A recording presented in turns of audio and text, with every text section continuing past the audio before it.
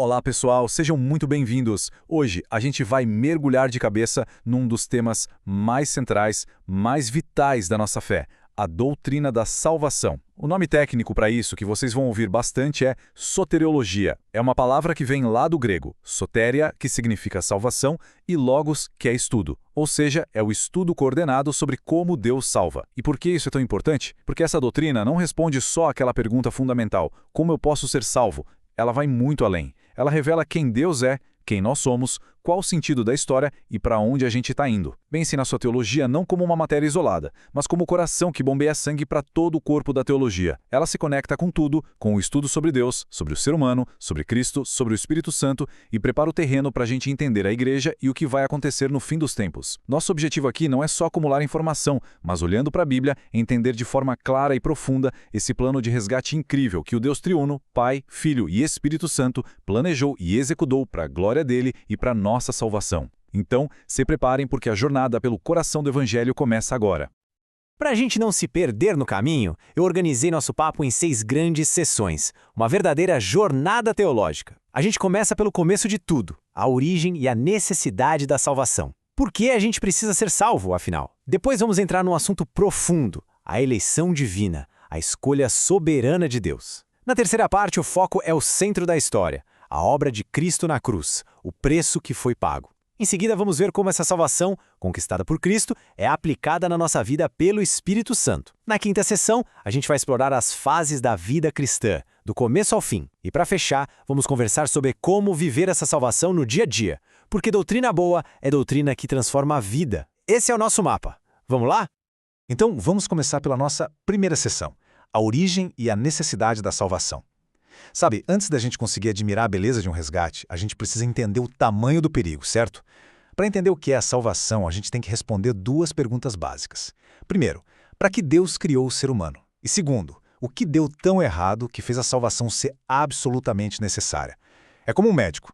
Primeiro a gente precisa do diagnóstico correto para depois valorizar o remédio. Vamos dar uma olhada no plano original de Deus e na situação trágica em que a gente se meteu.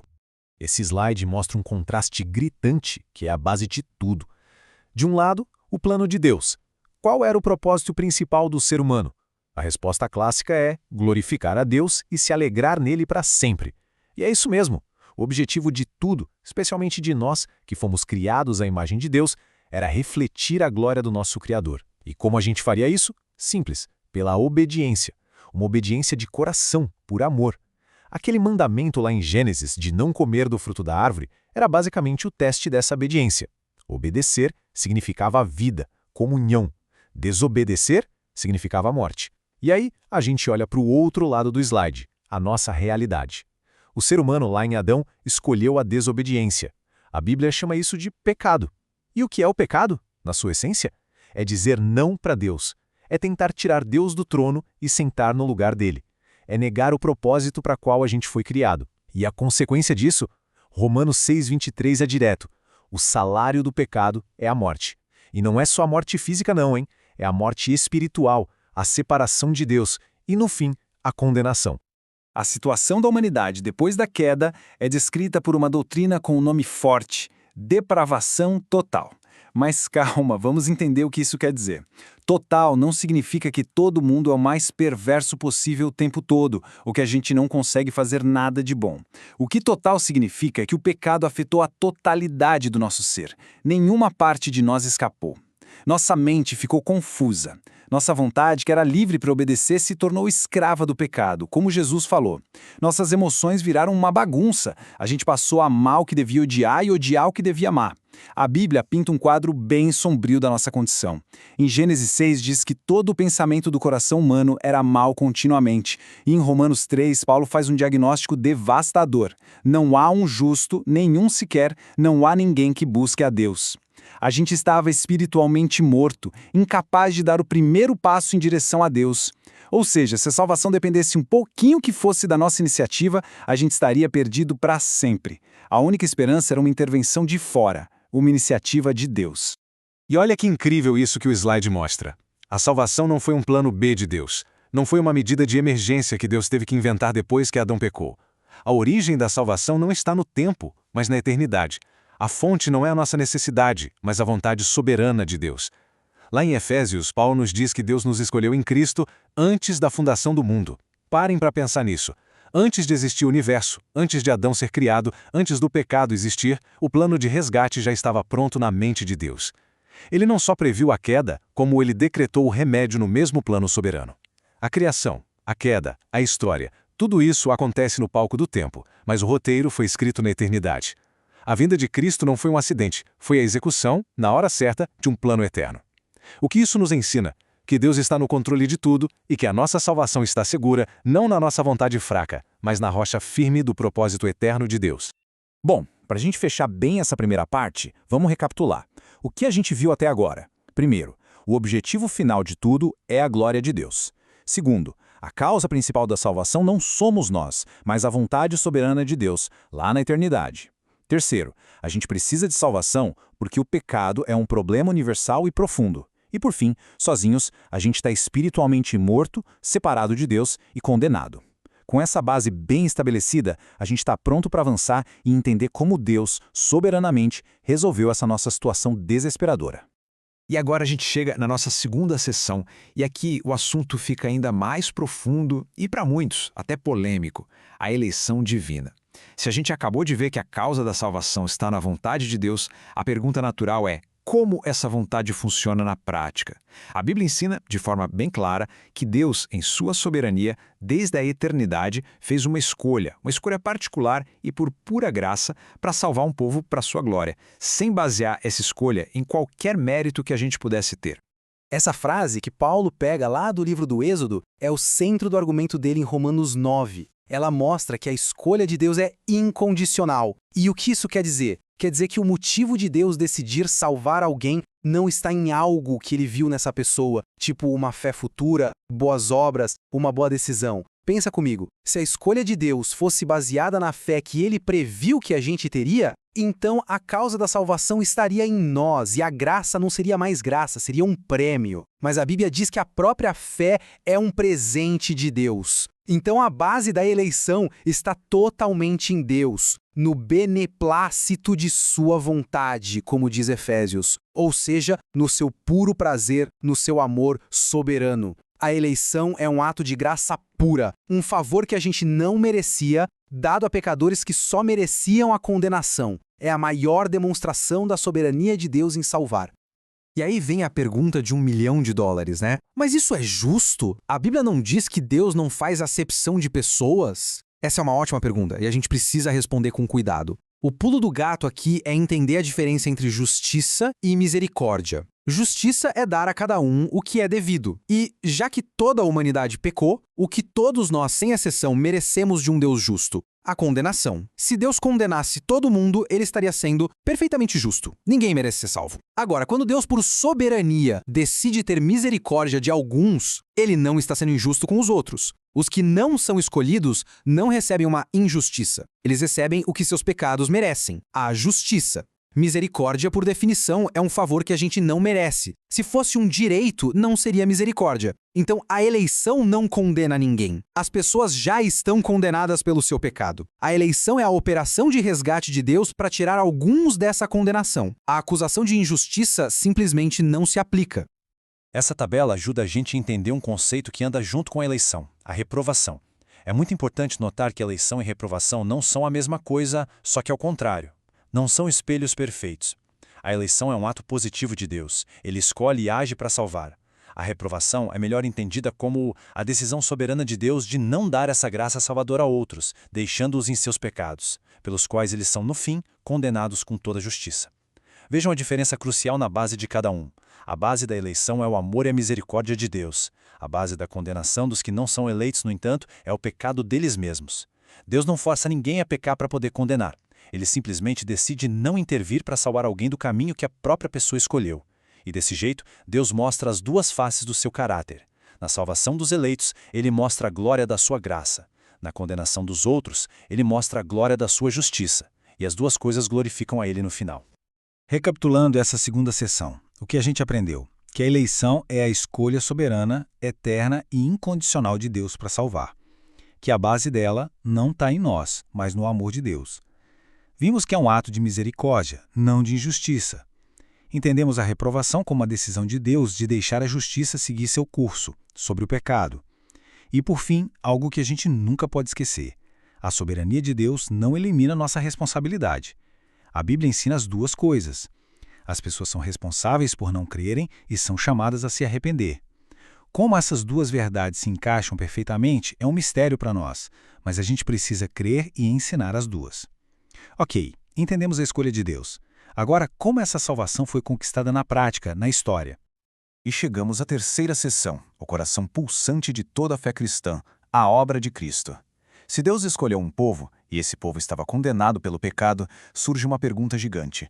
Como pagar a dívida infinita do pecado contra um Deus infinitamente santo? A justiça de Deus, que é um atributo tão perfeito quanto o seu amor, exigiu um pagamento completo. É disso que a gente vai falar agora, da ação histórica, real e sacrificial que pagou essa conta e satisfez a justiça de Deus, tornando a nossa salvação possível. Esse versículo, 2 Coríntios 5, 21, é talvez o resumo mais poderoso do Evangelho em toda a Bíblia. Ele fala da grande troca. Vamos analisar.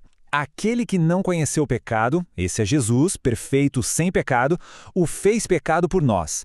Isso quer dizer que na cruz, Deus Pai tratou Jesus como se ele fosse o pecador. Ele colocou na conta de Cristo todos os pecados do seu povo. E o resultado para Cristo foi receber toda a ira de Deus que esses pecados mereciam. E por quê? Para que nele fôssemos feitos justiça de Deus. Ou seja, para quem está em Cristo, Deus coloca na nossa conta a justiça perfeita de Cristo. Deus nos trata como se a gente tivesse vivido a vida perfeita que só Cristo viveu. É uma troca legal. Para a gente entender isso melhor, vamos ver 3 coisas. Quem era o Redentor, como foi o sacrifício e qual o resultado. Quem poderia fazer um resgate desses? Nenhum de nós, porque todos somos pecadores. Nenhum anjo, porque eles não são humanos para nos representar. Só uma pessoa em todo o universo tinha as qualificações: Jesus Cristo, o Deus homem. Ele tinha o currículo perfeito. Primeiro, ele precisava ser perfeitamente humano, para ser nosso representante legal e poder morrer no nosso lugar. Segundo, ele precisava ser perfeitamente divino. O pecado é uma ofensa contra um Deus infinito, então a dívida era infinita. Só um sacrifício de valor infinito poderia pagar essa conta. A divindade de Cristo deu esse valor ao sacrifício dele. E terceiro, ele precisava ser perfeitamente santo. Se ele tivesse um pecadinho sequer, teria que morrer por si mesmo. Mas ele era o Cordeiro de Deus sem defeito, o único qualificado para ser nosso substituto. A união de duas naturezas, divina e humana, numa só pessoa, e a vida sem pecado dele eram absolutamente essenciais. A natureza do que Cristo fez na cruz tem um nome teológico comprido: expiação substitutiva penal. Vamos quebrar esse nomezão para ficar fácil.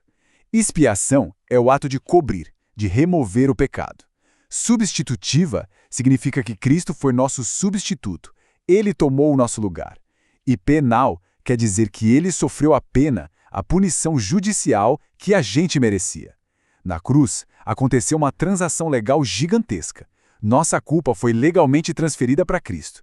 E a ira justa de Deus, que deveria cair sobre nós, caiu sobre ele. Isso é o que a gente chama de propiciação. A ira de Deus foi satisfeita, foi aplacada pelo sacrifício do Filho. Ele não morreu só por nós, no sentido de para o nosso bem. Ele morreu em nosso lugar, como nosso substituto, absorvendo a maldição que era nossa. Essa doutrina é o coração do Evangelho e o motivo pelo qual a gente pode ter paz com Deus. Então, fechando essa sessão sobre a obra de Cristo, vamos reforçar os pontos principais. O pecado criou uma dívida que a gente não podia pagar. Jesus Cristo, por ser Deus e homem e perfeitamente santo, foi o único sacrifício qualificado. Sua morte foi uma substituição legal, onde ele pagou a pena no lugar do seu povo. E o resultado glorioso é que a justiça de Deus foi completamente satisfeita. A base para nossa salvação foi firmada na história. A pergunta agora é, beleza, a obra foi feita há 2000 anos. Como isso chega até a gente hoje? E essa pergunta nos leva direto para a nossa quarta sessão, a aplicação da salvação. A gente viu a salvação planejada pelo Pai e conquistada pelo Filho. Agora a gente precisa entender como essa obra vira realidade na vida de uma pessoa. É aqui que entra em cena a terceira pessoa da Trindade, o Espírito Santo. É ele quem pega a redenção de Cristo e a instala no coração dos eleitos, unindo a gente a Cristo e transformando nosso coração de pedra em coração de carne. É o Espírito Santo que faz a ponte entre o plano eterno e a nossa experiência pessoal. Para a gente entender o trabalho do Espírito Santo, é útil saber que existem 2 tipos de graça de Deus. Primeiro, a graça comum. É um favor de Deus que se estende a todo mundo. A chuva que cai sobre o justo e o injusto, a beleza da natureza, a família, o governo que freia um pouco o mal, tudo isso é graça comum. Ela ajuda a preservar o mundo, mas não salva ninguém. E a gente sabe que ela pode ser resistida. Em contraste, existe a graça especial, que a gente também chama de graça eficaz ou irresistível. Essa é a graça que salva, e o Espírito Santo aplica ela somente aos eleitos. Ela não só convida, ela efetivamente atrai o pecador a Cristo. Ela não força a pessoa a fazer o que não quer, mas ela transforma a vontade da pessoa, libertando-a do pecado, para que ela queira e escolha Cristo livremente. Essa graça é irresistível porque ela sempre cumpre o seu objetivo, ela sempre resulta em salvação. Mas como essa graça especial funciona na prática, dentro da gente? O slide mostra os passos dessa obra interna do Espírito Santo. Começa com um despertar. A pessoa, que antes nem ligava para as coisas de Deus, começa a ter uma consciência de que Deus existe, de que existe um juízo.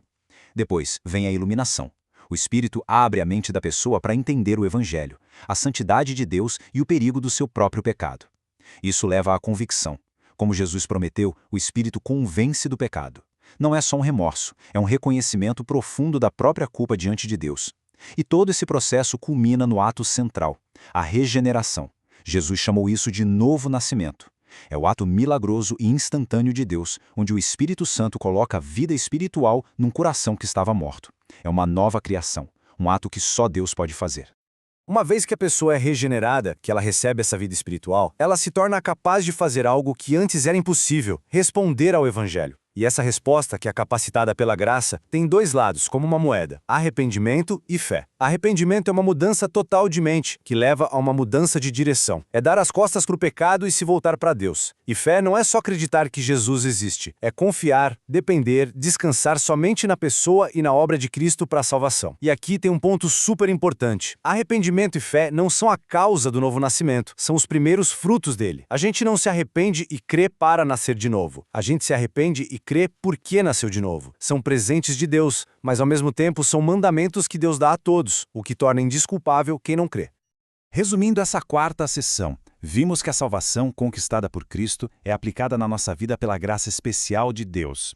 Essa aplicação é obra do Espírito Santo, que trabalha de dentro para fora preparando o coração. O ponto alto dessa obra é a regeneração, o novo nascimento. E a primeira evidência dessa nova vida é a nossa resposta, capacitada por Deus, de arrependimento e fé em Jesus. Ok, agora que a pessoa está viva em Cristo, como essa nova vida se desenvolve? Isso nos leva à quinta sessão, as etapas da vida cristã. Muita gente pensa que salvação é só um evento, um momento no passado. E sim, existe um começo, mas a Bíblia mostra a salvação como algo que tem passado, presente e futuro. A gente foi salvo, está sendo salvo e será salvo. Para a gente entender isso melhor, os teólogos dividem a jornada da salvação em 3 etapas, que falam da nossa posição legal, do nosso processo de transformação e da nossa perfeição final. Essa tabela é um ótimo resumo. A primeira etapa é a justificação. Pensa num tribunal. Justificação é um ato legal de Deus. No momento em que a pessoa crê em Cristo, Deus bate o martelo e a declara justa. Importante, ele não a torna justa na prática nesse momento, ele a declara legalmente justa. Isso acontece por causa daquela grande troca. Nossos pecados na conta de Cristo, a justiça de Cristo na nossa conta. A justificação é instantânea e completa. Ela resolve o problema da culpa do pecado e nos livra da condenação para sempre. Quem é justificado nunca mais será condenado. Se a justificação muda a nossa posição legal, a santificação muda a nossa condição real. Enquanto a justificação é um ato único, a santificação é um processo que dura a vida inteira. Se a justificação nos livrou da culpa do pecado, a santificação nos liberta aos poucos do poder do pecado no nosso dia a dia. E essa é uma obra cooperativa. Como diz Filipenses 2, desenvolvam a sua salvação, pois é Deus quem efetua em vocês tanto o querer quanto o realizar.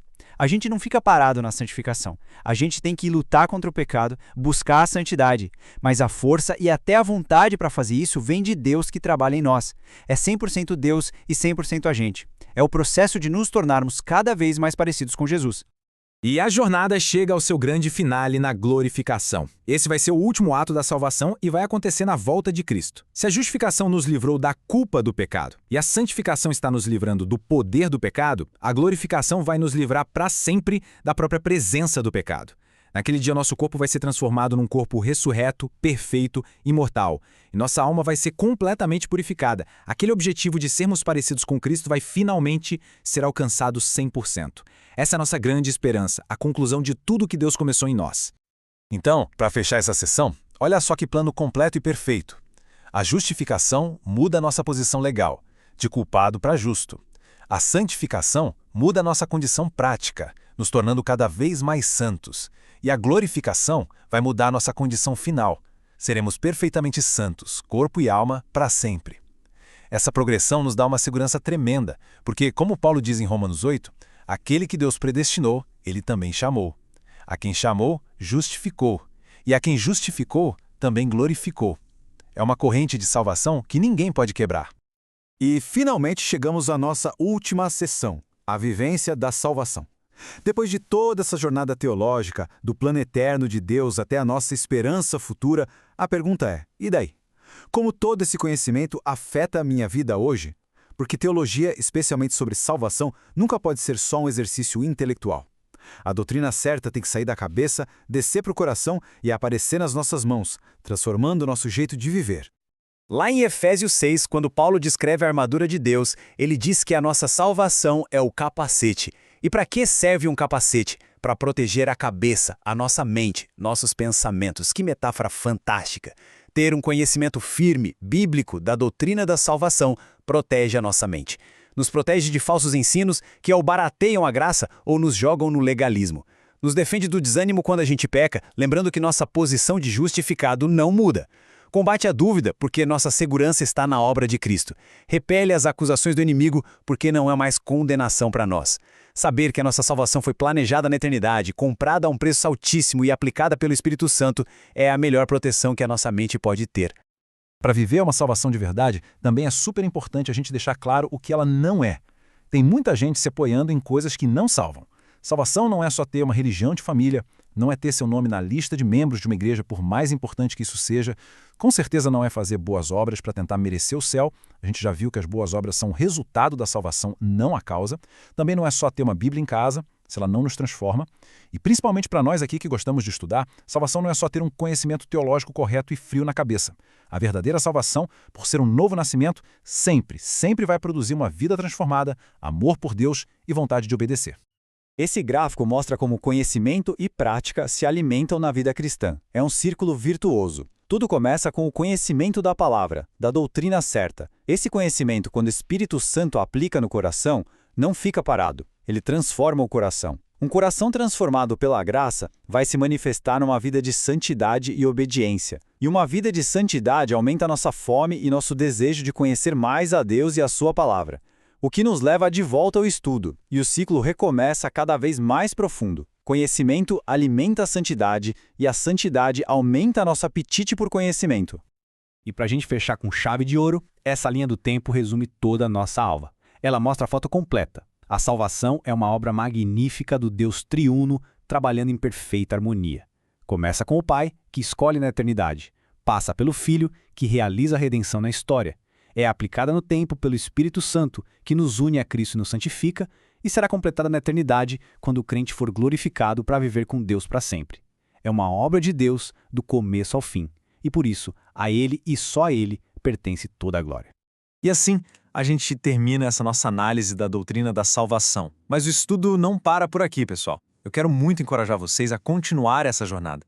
Mergulhem na Bíblia, especialmente em Romanos 3-9, que é um verdadeiro tratado sobre salvação, em Efésios 1 e 2, que mostra o plano eterno de Deus, e nos discursos de Jesus em João. E para levar o conhecimento para a vida, deixo algumas perguntas para vocês pensarem. Primeiro, como o fato de a salvação ser uma obra soberana de Deus mexe com a sua segurança em Cristo? Segundo, como a doutrina da santificação te desafia na prática a buscar uma vida que honre a Deus hoje? E terceiro, Como entender a profundidade da graça de Deus, que salva quem não merece nada, muda o jeito que você compartilha o Evangelho com os outros. Que esse conhecimento não só encha nossas mentes, mas que ele queime nossos corações, nos levando a adorar e a viver para aquele que nos amou primeiro.